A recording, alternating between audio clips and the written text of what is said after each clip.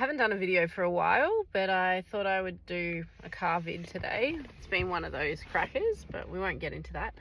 The biggest thing I want to talk about at the moment is all of these US tariffs that are coming out of the US to Australia and back and forward. If you are in e-commerce at the moment, I highly recommend, if your product is made in China, you avoid shipping to the US, particularly if that order is going to be over 800 USD. I have spent the last probably 3 weeks going back and forwards with US customs to get things cleared and approved and into the country. It seems that they want the manufacturer's names and addresses. They want all the HS codes, which you should be doing anyway, and that should be coming through from your Shopify.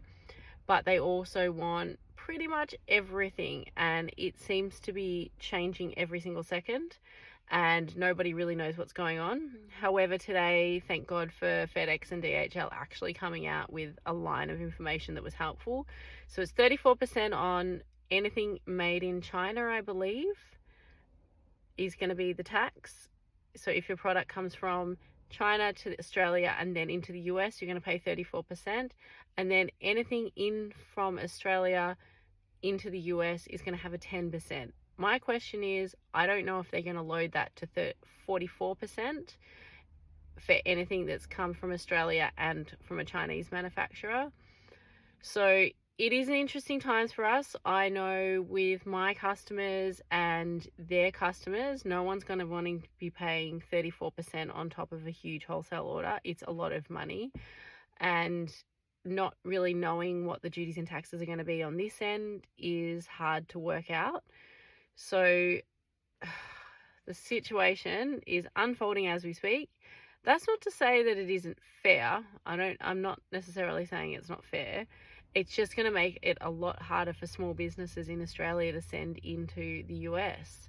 So yeah, I'm just suggesting, if you're a small business and you're sending wholesale orders to the US via whatever platform that you're sending them for, just stop for the moment, because it's likely either going to get returned to you, it's going to get held up in customs, or that the receiver is going to refuse to pay the taxes because they've already paid the invoice and you've sent the product.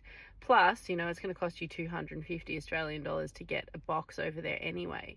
So if that comes back and it's all refused, you could be out of pocket 500 just there. So update for me, shitty update. Yeah, I just thought it was worth saying. Get it out there, get it in the world. I'll keep you updated as much as I find out, but it's an evolving place and it is changing every second. And yeah, we'll see what happens. Hopefully we can get the free trade agreement back again, please.